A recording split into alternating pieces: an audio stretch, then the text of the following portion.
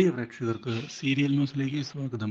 കൂടുതൽ സീരിയൽ ന്യൂസുകൾ അതിവേഗം ലഭിക്കുന്നതിന് ഈ ചാനൽ സബ്സ്ക്രൈബ് ചെയ്യുക. ബെൽ ഐക്കൺ മറക്കാതെ ക്ലിക്ക് ചെയ്യുക.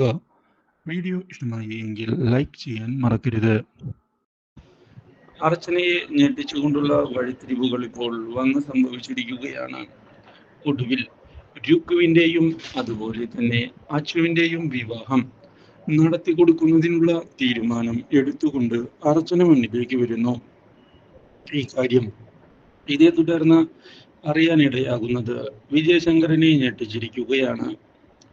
ഈ അവസരം മുതലെടുത്തുകൊണ്ട് ചന്ദ്രലേഖ ഇതവൾ മനഃപൂർവ്വം ചെയ്തതാണ്, നമ്മളെ തോൽപ്പിക്കുന്നതിന് വേണ്ടി, വിജയശങ്കറിനെ മുട്ടുകുത്തിപ്പിക്കുന്നതിന് വേണ്ടിയുള്ള നീക്കമാണ് ഇവിടെ നടക്കുന്നത്, ആ കാര്യം മറക്കരുത്.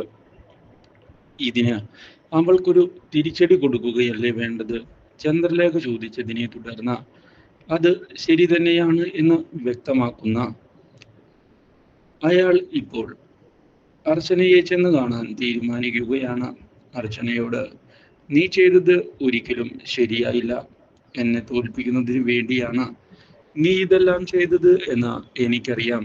പക്ഷേ തോറ്റുതരാൻ ഞങ്ങൾക്ക് സൗകര്യമില്ല. ഇതിനുള്ള തിരിച്ചടി നീ അനുഭവിക്കുക തന്നെ ചെയ്യും. അതിനുവേണ്ടിയുള്ള കാര്യങ്ങൾ ഞാൻ മുന്നിലേക്ക് നീക്കുന്നുണ്ട്. നിങ്ങൾക്ക് എന്ത് തിരിച്ചടി നൽകി എന്നാണ് പറയുന്നത്? സ്നേഹിക്കുന്ന രണ്ടുപേർ തമ്മിൽ സ്നേഹിച്ചവരെ ഒന്നിപ്പിച്ചതോ? അതൊരു തെറ്റായിട്ട് എനിക്ക് തോന്നുന്നില്ല. പിരിയേണ്ടവർ പിരിയുക തന്നെ വേണം, ഒന്നിക്കേണ്ടവർ ഒന്നിക്കുകയും. ആ കാര്യത്തിൽ എനിക്ക് യാതൊരു സംശയവുമില്ല. ഞാൻ ചെയ്തതിൽ യാതൊരു തെറ്റുമില്ല, എനിക്ക് ആ കാര്യത്തിൽ ഉറപ്പുണ്ട്.